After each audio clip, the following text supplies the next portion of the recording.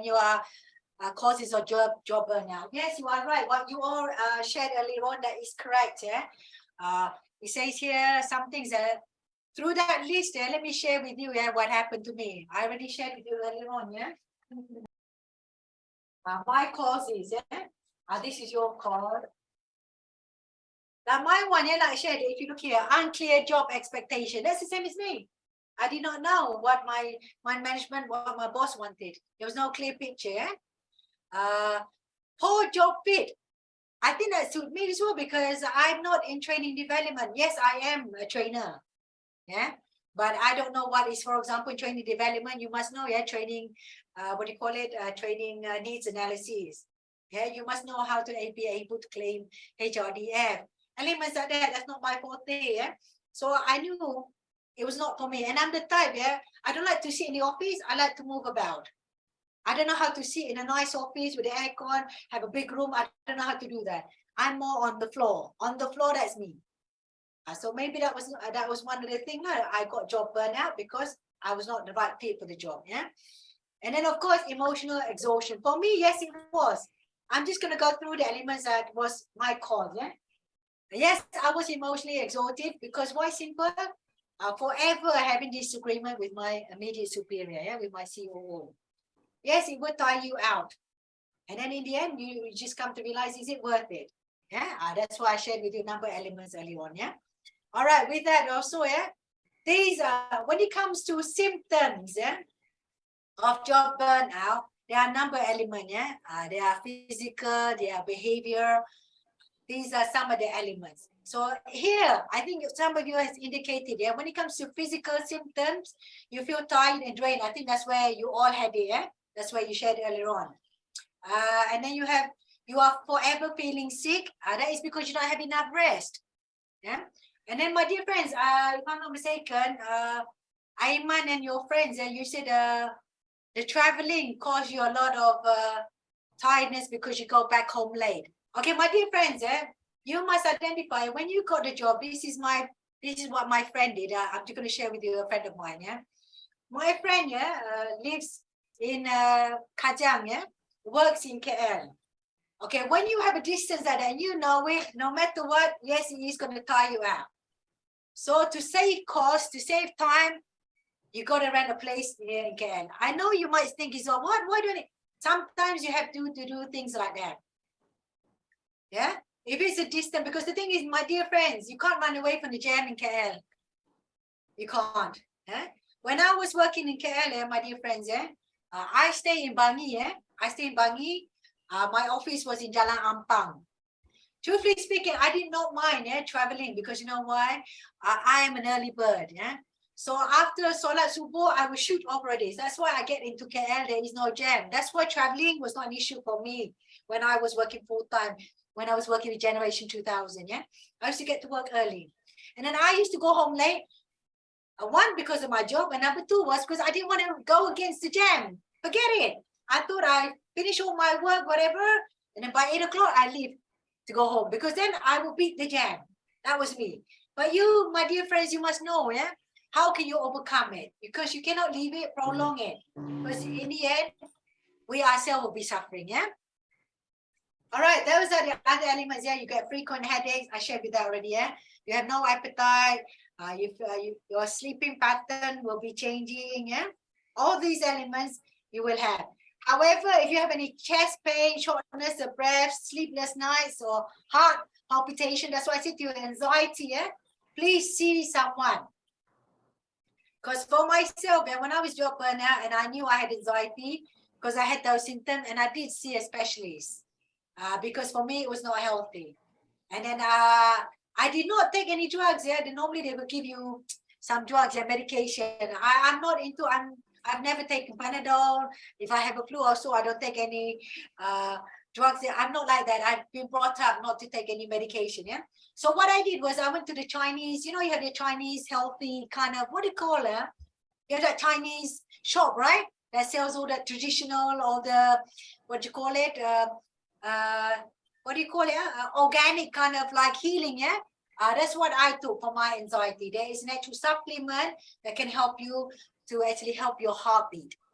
That was me, I'm just talking about myself at the moment, yeah? So please see someone if you're having this early stage, yeah? Because in the long run, it's not going to be healthy, yeah?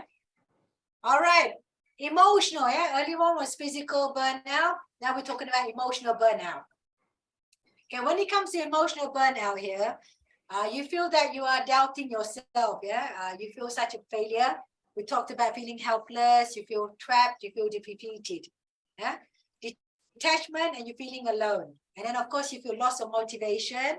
You be cynical and negative outlook. That means you see the world as like it's no point, no more, yeah?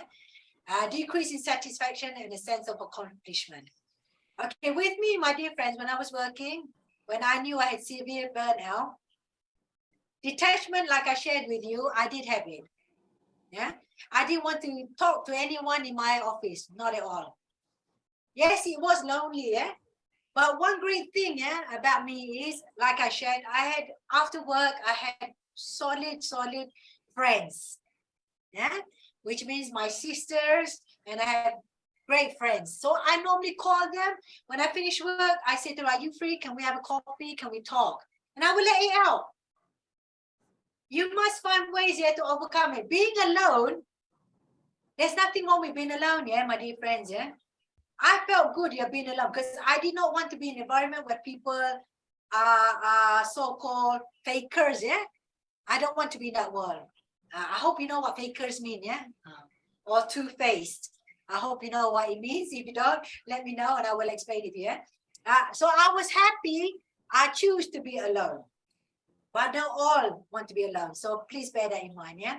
And then the other thing is when I was facing that severe burnout, yeah, motivation, loss of motivation because why I honestly I did not know, yeah, how to actually give myself energy to go to work. I was driving to work and actually my working place was not too far from my house, so it's not an issue. But I did not have the drive, and I knew it. Normally, yeah, when I go to work, when I was working last time, yeah, full-time job, I actually like to play music. I like to sing. I used to sing a lot, yeah, in my car, really loud. I love it. I like to dance as well. That was me. I didn't even have the strength to do that. And that's where I knew, yeah, there are some signs that I need to do. When I did not dance, I did not sing on my journey to work, there is something not right. That was my elements, yeah, my dear friends, yeah, when it comes to emotional burnout. All right. On the other elements, yeah. And the other one, yeah, last, yeah, so earlier on was physical, and then we have emotional. The last symptom, yeah, becomes behavioral warning signs and symptoms when it comes to job burnout. You feel withdrawing from responsibilities. That means when a task is given to you, you don't want to be involved, yeah? Isolating yourself, yeah? Procrastinating, using food, drugs, or alcohol to cope. That depends, yeah? Taking out frustration on others, yeah? And then skipping work, being late, and leaving early. Okay. Not all of that was my symptom. Yeah, my symptom was when I had that severe burnout. Yeah, share with you. Was withdrawing from responsibility. For example, if there's an event, because event, I normally has to be the MC. Yeah, I didn't want to take it. Every time there's an event, I have to come be MC. Every time we have VIP, I have to usher them. I did not want to be involved. I told them no. Yeah. And the thing is using food, yeah, for me, when I was going through that depression, I guess, yeah, when my job at the hospital caused me, yeah, using food. Did I lose weight? I lost a lot of weight, but I ate. What did I eat? A lot of junk food. So by the time I really want to eat something nice, I was too full because I had too much junk food. Junk food, for example, crisp, or in Malaysia, you call it potato chips, yeah? Chocolates. Yeah, and of course, yeah, carbonated drinks was Pepsi.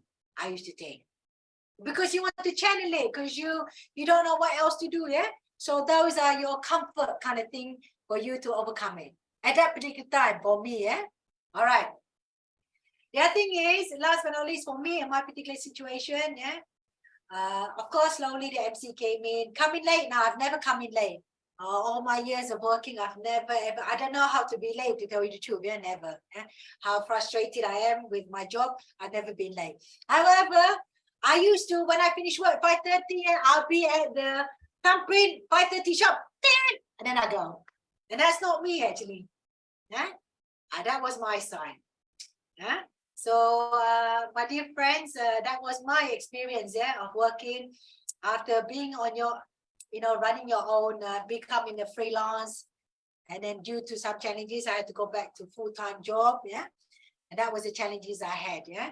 And then now, 8 years now, I'm running my own business now, H&M Training Consultancy, with a great partner. So 8 years of freedom. Freedom, what I mean is I don't have to go through all this again. But I'm not saying I regret it, not at all, my dear friends. I took it as a learning journey for me to find out what do I really want in my life. Yeah. How can I be better? Yeah. How can I grow? So that I can give more to the world around me, to the people around me who appreciate and respect who I am. So I have come to that level now, yeah. And then look at it now, yeah. I get to see you guys today on a Saturday, yeah. I get to spend a wonderful Saturday with each one of you. That I am forever grateful, yeah. One moment, let me look at the slide. Is it poor diet can cause burnout and stress? Okay, Nishini, thank you so much. I will touch on this, a little bit more tomorrow.